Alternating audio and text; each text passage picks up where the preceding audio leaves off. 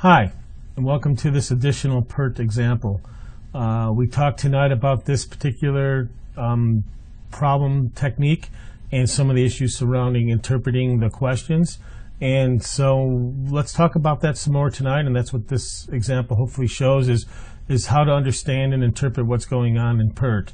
Looking over what people said during our discussion tonight, it was clear that there was a good understanding, and I think there was a secondary acknowledgement of the fact that we don't add time if we're trying to hit shorter target dates. But let's take a look at what all this means with another example.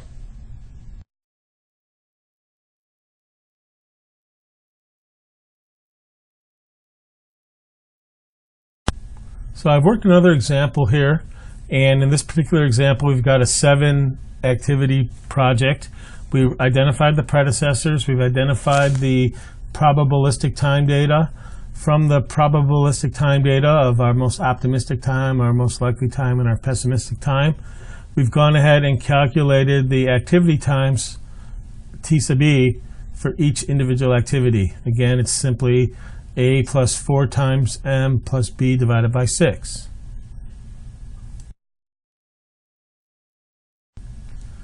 Given that we were given predecessor information, we can actually determine what the project network looks like, and this particular slide shows that.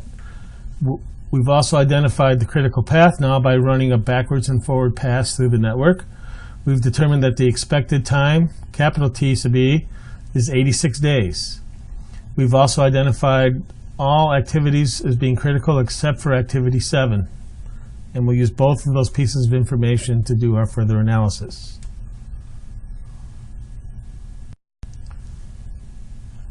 After we've taken and identified the critical activities, we can include a variance column to our table, which is simply the difference in the time ranges divided by 6 quantity squared. Notice that we avoided doing any rounding until after we've calculated the variance and done the square on that. That will avoid any data rounding errors from popping up.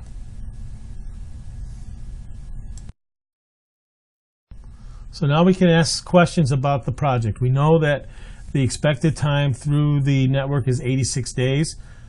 By definition, that's the average time through the network, since it sits in the middle of the distribution.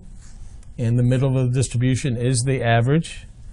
And so if we compare things to the average time, we can have a feel for what the probabilities are going to look like. And so in this first question, we ask the question, what's the probability of completing the project in 93 days? Well, we can see it and calculate it here very simply. Okay, the T sub S, the scheduled time, is 93 days. Our expected time through the network is 86 days.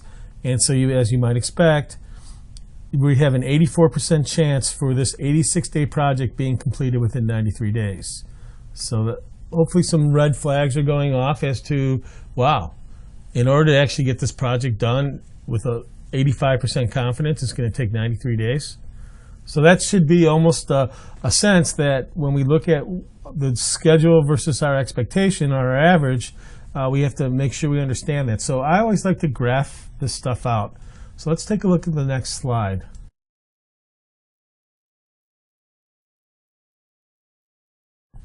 So here I graphically represented what's going on. T sub E is 86 days. That sits dead set in the middle. And our T sub S, our schedule, which we're trying to test against and understand the probability of, sits out at 93 days. So the area under the curve is our probability. In this particular case, our probability, or the area under the curve, represents 84% of the area under the curve.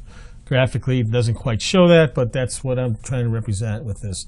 So looking back at international capital, the requirement throughout the case is 70 workdays. 70 workdays, 95% of the time.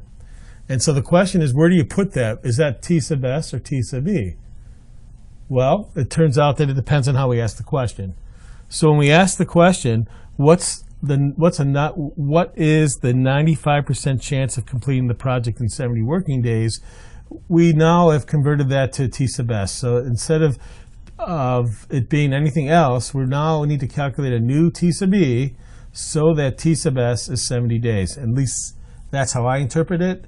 And if we're talking about trying to hit a schedule of 70 days, we know from this example at least that to hit a target of 93 days, we really need to have our expected project take 86 days.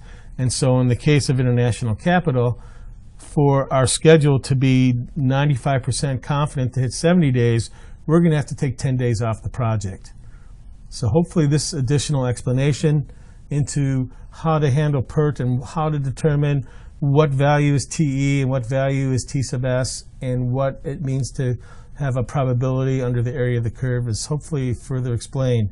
If this is still confusing to you, maybe I suggest that we have a one-on-one session where I can help you out. Thanks a lot.